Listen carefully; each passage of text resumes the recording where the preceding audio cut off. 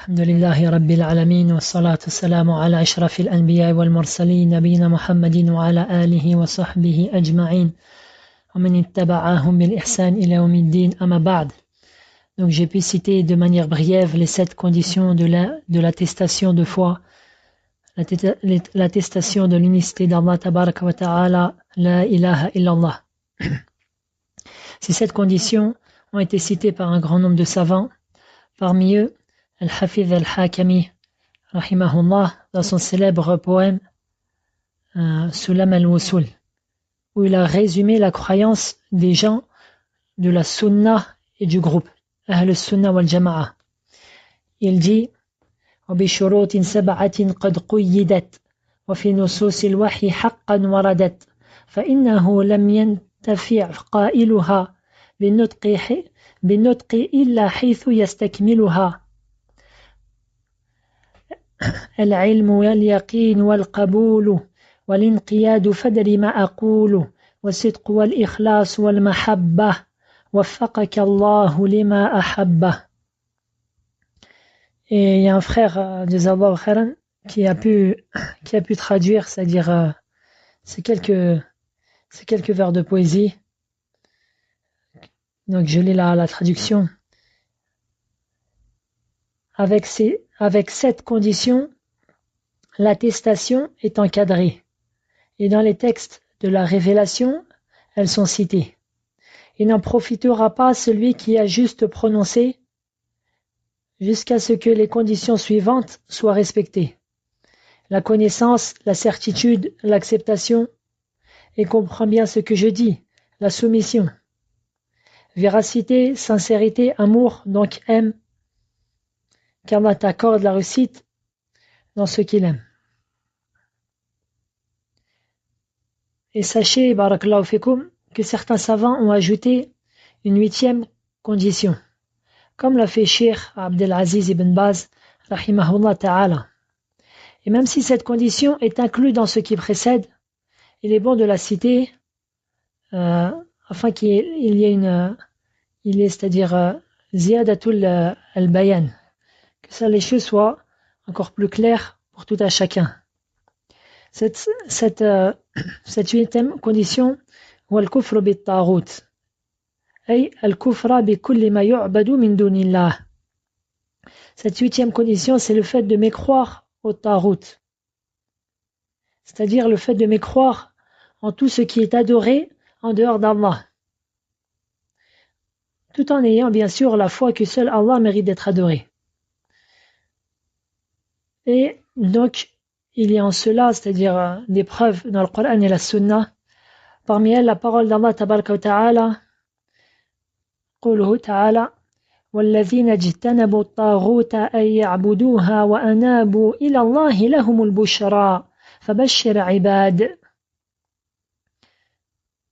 Allah Ta'ala dit dans le sens du verset, et ceux qui s'écartent du taghut pour ne pas les adorer, tandis qu'ils reviennent vers Allah repentants, à eux la bonne nouvelle. Annonce la bonne nouvelle à mes serviteurs. Donc, ça c'est le verset, et il est rapporté dans le recueil authentique de l'imam Muslim, عن طارق بن أشيم رضي الله عنه قال سمعت رسول الله صلى الله عليه وسلم يقول من قال لا إله إلا الله وكفر بما يعبد من دون الله حرم ماله ودمه وحسابه على الله. Donc Tariq ibn Ashyam, il rapporte qu'il a entendu le messager d'Allah sallallahu alayhi wa sallam dire, celui qui dit la ilaha illallah, c'est-à-dire nul ne mérite d'être adoré si ce n'est Allah, tu peux traduire par il n'y a de divinité digne d'être adoré qu'Allah, et a mécru en tout ce qui est adoré en dehors d'Allah, eh bien ses biens et son sang deviennent sacrés. Et c'est Allah qui lui demandera des comptes. Donc on observe donc dans ce hadith que le prophète sallallahu alayhi wa sallam a bien précisé le fait de mécroire en tout ce qui est adoré en dehors d'Allah. Et on voit l'erreur de certaines personnes qui n'ont pas pris la peine d'étudier la science. Ils pensent qu'il te dit, moi j'adore Allah, et lui, il adore le veau, et lui, il adore les statues, et chacun a sa propre vérité. Subhanallah. La vérité, elle est unique. La vérité, elle est unique. قال الله تعالى وما بعد الحق إلا الضلال.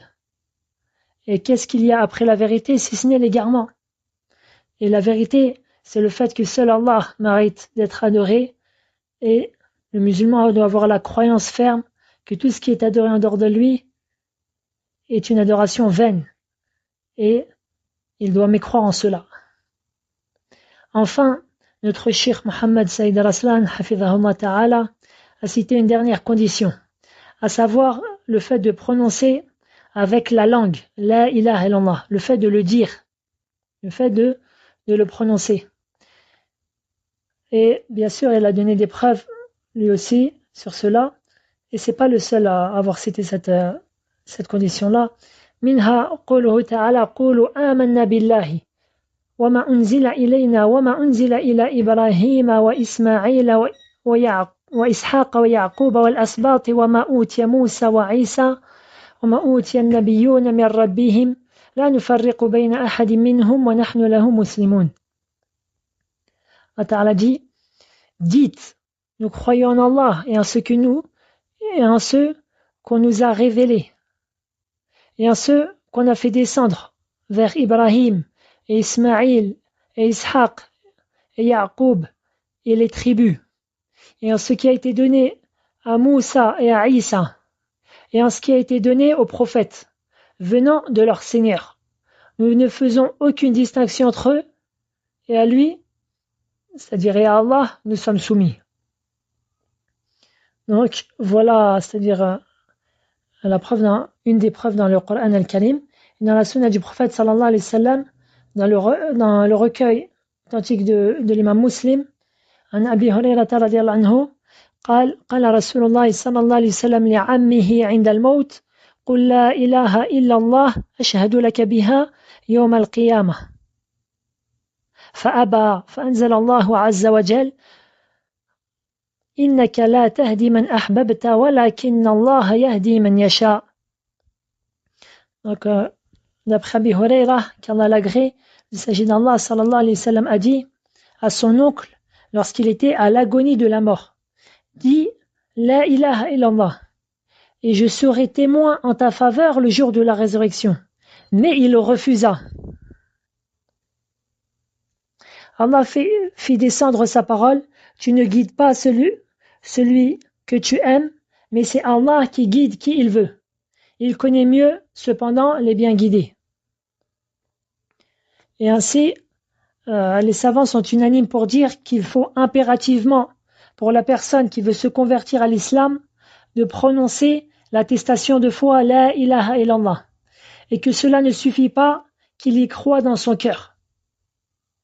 Si ce n'est bien sûr pour le muet. Pour le muet, celui qui n'est pas en capacité de parler. Car Allah Ta'ala dit La yukallifu Allahu nafsan illa wus'aha. Allah n'impose à aucune âme une charge supérieure à sa capacité. Wa qala Allah Ta'ala fattaqullaha mastata'tum. Craignez Allah donc autant que vous pouvez. Voici, ainsi se termine de manière très abrégée les conditions de La ilaha illallah. Wa billahi tawfiq. صلى الله وسلم على نبينا محمد وعلى آله وصحبه أجمعين.